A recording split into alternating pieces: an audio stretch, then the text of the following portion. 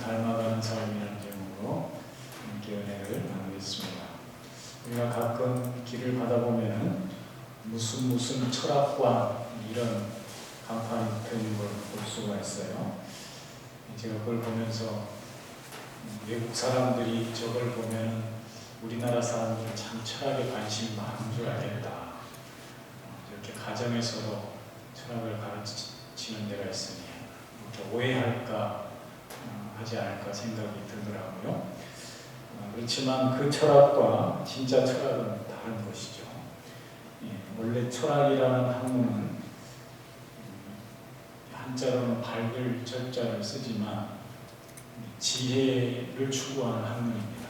그래서 영어로는 필로소피라고 하는데 이 필로소피라는 어원이 필로스라는 사랑과 또 소피아라는 지혜가 합쳐진 단어거든요. 그래서 지혜를 사랑하는 것, 이것이 철학의 근본적인 의미라고 할 수가 있습니다.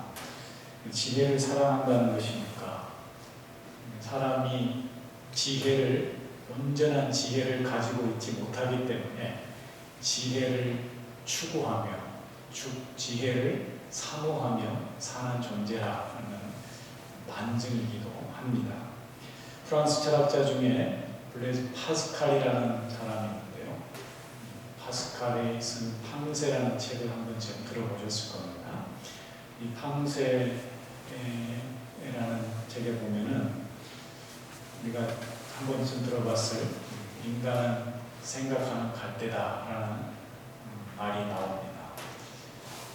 그냥 그렇게 나오는 게 아니고 앞부분에 인간은 갈대와 같이 연약한 존재다. 연약하기 짝이 없지만 그러나 생각하는 갈대다라는 그런 말입니다.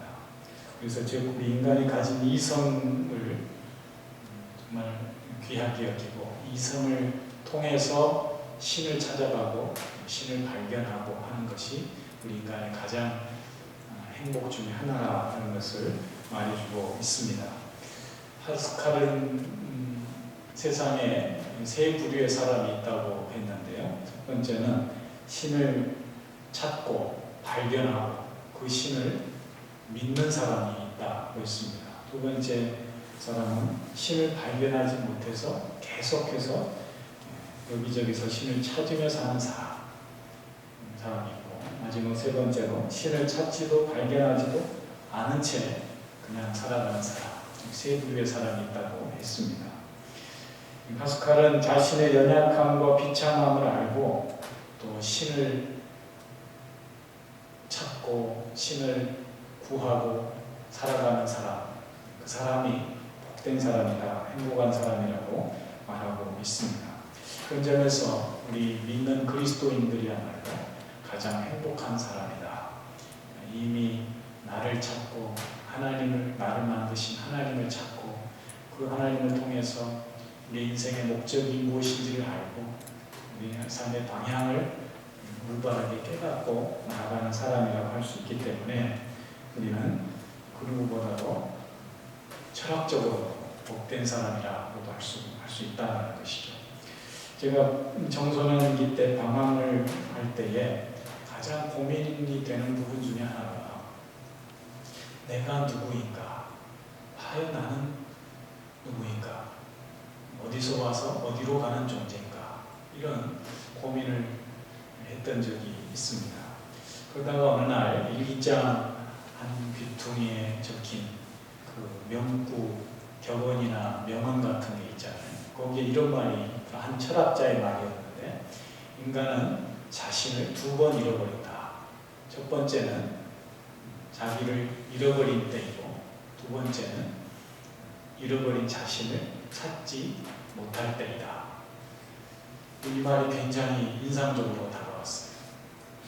우리 인간은 스스로를 잃어버리고 내가 누구인지 모르고 그렇게 살아가는 어리석은 인생이구나, 그런 생각을 하게 됐다는 것이죠. 충격적인 말이었는데 우리가 자신을 잃어버리고 살아간다, 또 잃어버린 자신을 찾지 않고 살아가는 것이 인간의 큰 어리석음이요 실수라는 것을 깨닫고 나서 어떻게든 자신을 찾아보고자 잃어버린 채 그냥 방황하는 인생이 되지 않고자 노력을 했습니다.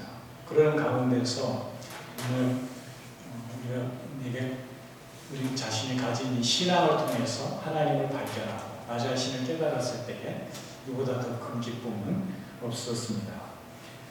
진정한 나를 찾고자 하는 그 영적 갈망을 우리가 신앙 안에서 해결했을 때, 믿음 안에서 그 궁극적인 인생의 질문에 대한 해답을 찾았을 때 이보다 더 큰 기쁨이 없다는 것이죠. 우리가 하나님 앞에 나아가서 열심히 신앙생활하고 또 그것이 그냥 신앙생활하는 것으로 만족하는 것이 아니라 인생에 대한 궁극적인 해답을 찾게 된다는 것이 우리 신앙의 큰 기쁨이요 행복이라고 할 것입니다. 여러분, 진리는 다른 곳에 있는 것이 아니라 우리 믿음 안에, 우리가 믿는 이 기독교 복음 안에 잠든 진리가 있는 줄 믿습니다. 연초를 시작하면 사람들이 지혜를 찾습니다. 삶의 지혜를 찾고 미래에 대한 지혜를 찾습니다. 그래서 여기저기 기웃거려 보기도 하고 이른바 올해의 운세라고 하는 것도 찾아보기도 합니다. 여러분, 지혜는 오직 하나님께로부터 오는 줄 믿습니다. 그래서 성경은 우리가 잘 아는 대로 잠언서에 나와 있는 것처럼 여호와를 경외하는 것, 여호와를 믿고 의지하고 그분을 따르는 삶이 가장 복된 삶이라고, 그를 신앙하는 삶이 우리 지혜의 근본이라고 말씀하고 있습니다. 말씀 안에, 우리 믿음 안에 참된 지혜가 있는 줄 믿습니다. 우리는 오늘 본문 말씀을 통해서 참된 지혜가 무엇인지를 깨닫게 됩니다. 또 그 지혜를 어디서 얻을 수 있는지, 어떻게 우리가 찾게 되는지를 예수님의 어린 시절을 통해서 그 지혜를 배울 수 있습니다. 신약성경 중에 유일하게 예수님의 어린 시절을 소개하는 부분이 누가복음 2장에 나오는데요. 예수님께서 아기로 태어났으니까 분명 자라나는 성장기, 유년 시절이 있었을 터인데 성경은 많은 부분 생략하고 있습니다. 예수님의 어린 시절을 많이 보여주고 있지 않다라는 것이죠. 그런데 이 성경이 보여주는 유일한 유년기, 예수님 12살 시절이 여기 나오고 있는데 6월절 절기가 되어서 우리 부모님과 함께 예루살렘에 올라간 이야기가 나오고 있습니다. 예루살렘 성전을 방문한 이야기입니다. 나사렛에서 예루살렘의 거리가 가까운 거리는 아니죠. 직선거리로 한 100여 킬로, 도로상으로 130-40km 정도 되는 거리니까 그게 먼 거리입니다. 이전에는 다 걸어서 다녔을 테니까 적어도 아무리 빠르게 가도 한 3-4일은 좋게 걸리는 그런 거리입니다. 그런 거리를 가족이 가서 일주일 이상 머물면서 절기를 지킨다는 게 사실 쉬운 일은 아니었을 것입니다. 오늘 요셉과 마리아가 예루살렘에 올라가서 6월절 명절을 지키고 나서 고향으로 돌아가는 이야기가 나오는데 그 당시 대개 강도나 도적들 이런 사람들을 피하기 위해서 대여를 이루어서 즉 친구나 친척들이 함께 행렬로 길을 갔다라는 것이죠.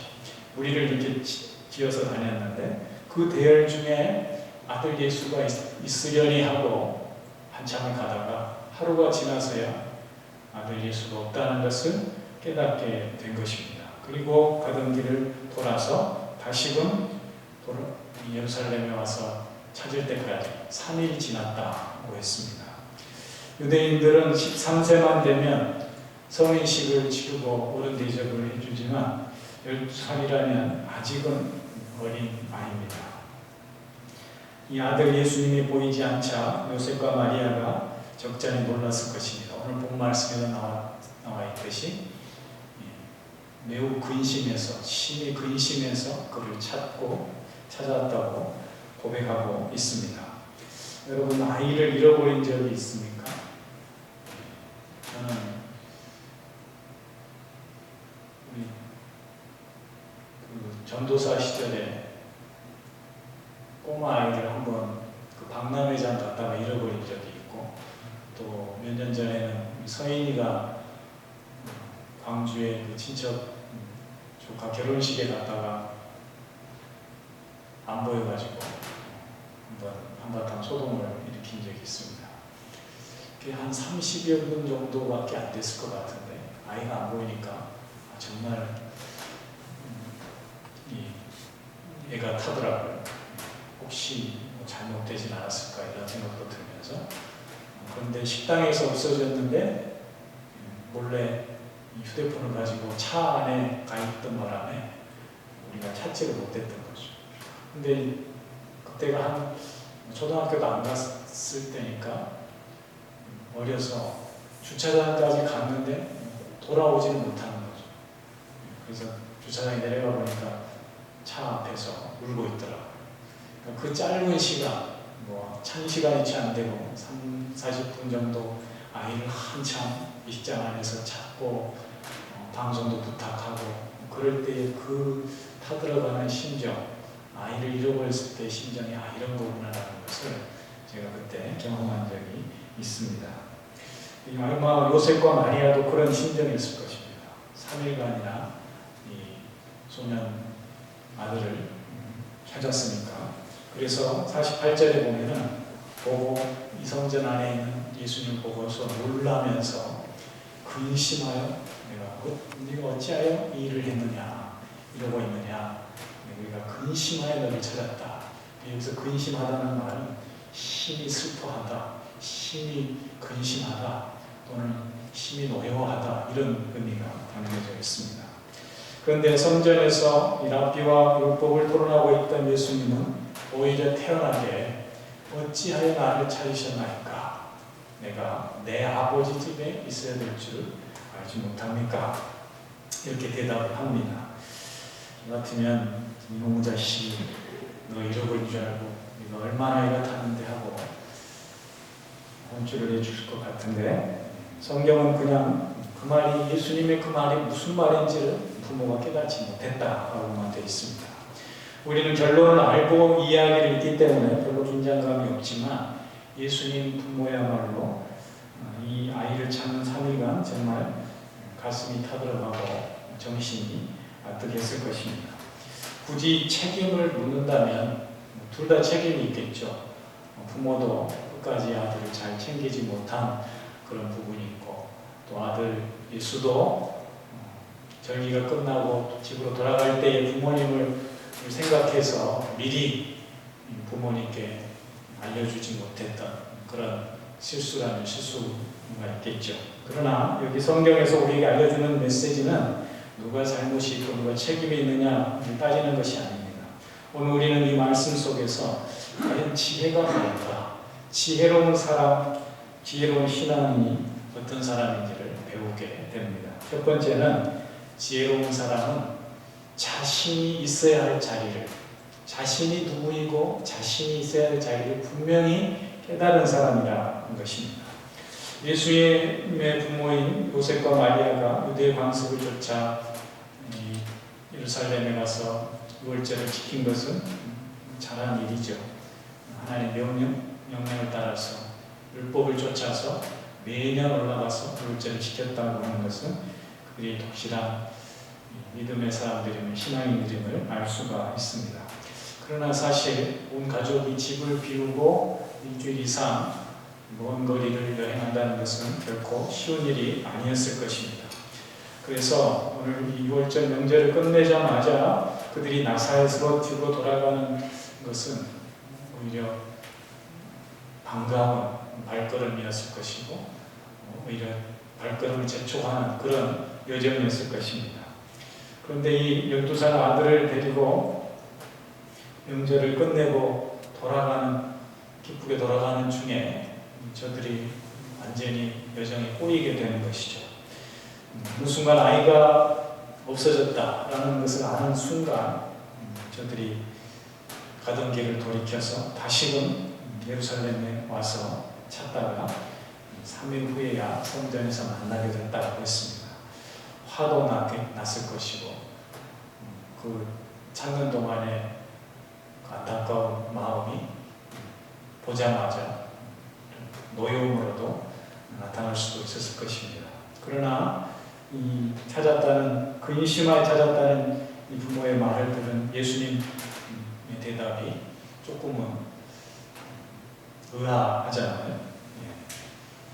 그러면서 왜 나를 찾았느냐고, 내가 아버지 집에 있어야 될 줄 알지 못하느냐고 하는 말을 저들이 깨닫지 못했다라고 하나님 성경의 말은 오히려 예수님의 평안, 부모의 불안, 또 예수님의 성전에서 율법 교사들 밖에 나눴던 지혜, 또 부모들의 깨닫지 못한 무지, 이런 것들이 대조되고 있는 것을 보게 됩니다.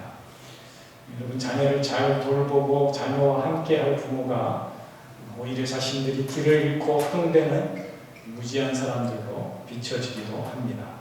사랑하는 성도님들, 성전에서 하나님의 말씀을 배우고 있는 예수님이 어리석은가요? 아니면 아버지 집에 있는 아이를 찾아서 3일간이나 헤맨 부모가 어리석은가요?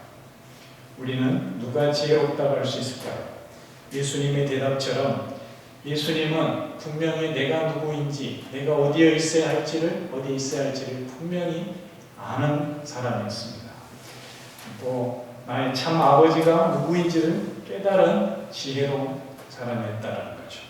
오늘도 우리의 목자 되신 주님과 함께 동행하며 아버지 집을 사모하고 또 돌아갈 본향을 향해서 굳건히 믿음의 길을 가는 성도가 지혜로운 사람, 복된 인생인 줄 믿습니다. 내가 누구인지, 나의 참된 아버지가 누구인지, 내가 걸어가야 할 믿음의 길이 어디인지, 내가 어디에 있어야 하는지를 깨달은 사람, 그 사람을 우리가 지혜로운 사람이라고 할 것입니다. 두 번째로 지혜로운 사람은 하나님의 말씀을 사모하는 사람입니다. 부모님들의 마음과는 달리 예수님께서 태연스럽게 성전에서 이 랍비들과 율법 토론을 하고 있었다고 했습니다. 유대인들의 교육 방식은 성경 우선주의입니다.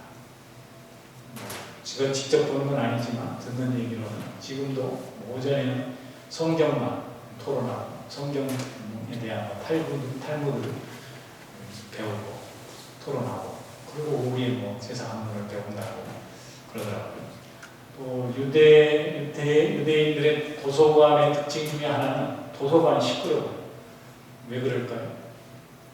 토론하는 토론, 주고받고, 이걸 이제 하브루타 방식이라고 하는데, 그게 바로 오늘 성경에 나와요. 듣기도 하고 묻기도 하고. 이게 바로 유대인들의 훌륭한 교육 방식입니다. 그래서 세계적으로 유대인들이 굉장히 똑똑한 사람들이 많고 노벨상 타는 사람도 많고 그러잖아요. 이게 그 하브루타 교육 방식이라고 얘기하기도 합니다. 어쨌든 예수님이 그 당시에도 이런 토론식 수업을 하고 있었습니다. 46절의 말씀대로 앉아서 듣기도 하고 묻기도 하면서 성경을 배웠다. 이것이 바로 유대인들의 탁월한 신앙 교육이기도 합니다. 우리에게도 우리가 배워야 될 시사점이 있는 것이죠. 예수님께서 지금 속된 말로 성전에서 율법 교사들과 토론하는 가운데 하나님 말씀에 꽂혀 있습니다. 말씀에 푹 빠져 있습니다. 그래서 부모가 어디 계신지 6월절 명절이 끝났지만 자기가 어디 있는지도 모르고 열심히 하나님 말씀에 집중하고 있습니다. 예수님은 아이로 태어났기 때문에 자라가야 할 성장기가 있었는데, 그 성장기 중에 중요한 힌트 중에 하나는 지혜로운 성장기를 보냈다라고 우리가 알 수가 있습니다. 다른 우리와 똑같은 그런 인성을 가지고 성장기를 보냈지만 그가 특별한 지혜, 하늘의 지혜를 가진 것은 선천적으로 타고나서 그럴까요? 그럴 수도 있지만 그러나 오늘 여기서 보여주는 것은 그가 말씀을 사모하고 또 말씀을 배우는 열정을 가진 분이었음을 우리가 깨닫게 되는 것이죠. 여러분, 누가 지혜로운 사람입니까? 하나님의 말씀을 사모하십시오. 말씀을 사모함으로 대하십시오. 읽고 듣고 하나님 말씀을 가까이 할 때에 우리 인생에 그런 지혜를 얻게 되고 궁극적인 인생의 질문에 대한 해답을 얻게 될 줄 믿습니다. 말씀을 또 묻기도 하고 듣기도 하십시오. 성경을 읽는 가운데서 끊임없는 자기 질문이 있어야 됩니다. 그럴 때 성경 안으로 더 깊이 우리가 들어갈 수가 있는 것이죠. 그래서 진짜 진짜 공부는 우리 인생에서 일어나는 그런 공적인 질문을 가지고 성경 안에서 해답을 찾는 것입니다. 남녀노소를 불문하고 우리는 성경 안에서 이 하나님의 지혜를 배워갈 때 지혜로운 사람이 될 줄 믿습니다. 평생 우리가 배워가야 할 삶의 지혜, 믿음의 지혜가 이 성경 안에 담겨져 있는 것이죠. 올 한해도 이 성경을 통해서 자신을 깨닫고 하나님을 더 깊이 알아가고 우리의 믿음의 세계가 더 깊어지는 복이 있기를 주의 이름으로 축복합니다. 마지막 세 번째로 지혜로운 사람은 전인격적인 성장이 있다는 것이죠. 예루살렘 성전에서 예수님을 발견하고 나는 부모의 대화를 보면 조금은 어색하고 썰렁합니다.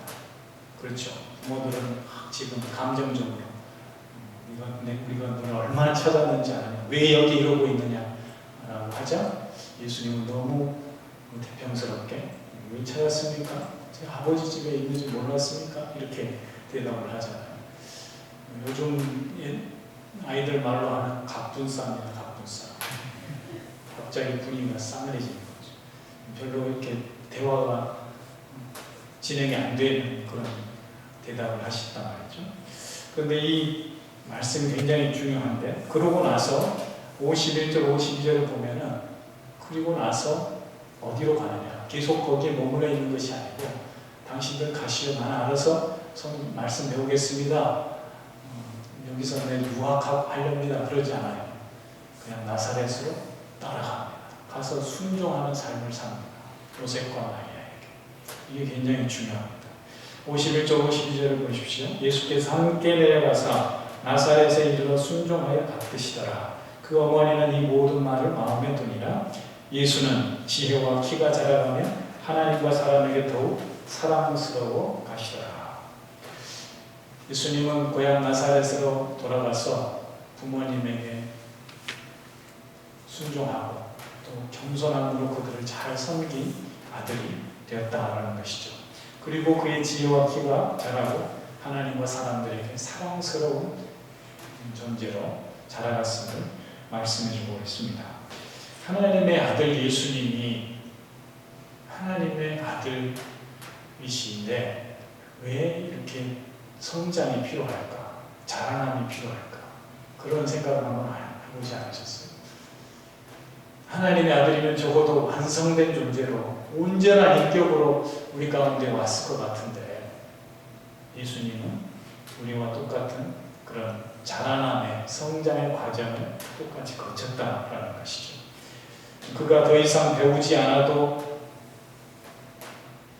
사람들과 관계 속에서 또 사회 생활을 통해서 성숙을 경험하지 않아도 될 분 같은데 성경은 그렇지 않다고 얘기를 하는 것이죠. 아이로 태어났으니까 육체적으로 자라나는 것은 너무나도 당연한 일이죠.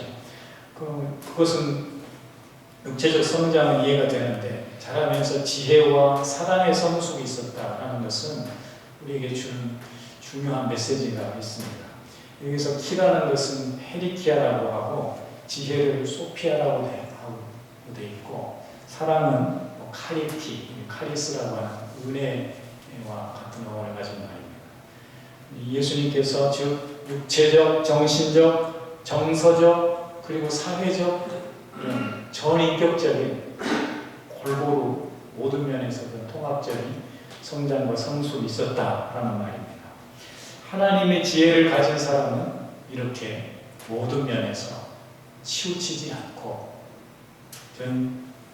전인적인 성장을 경험하게 되는 것이죠.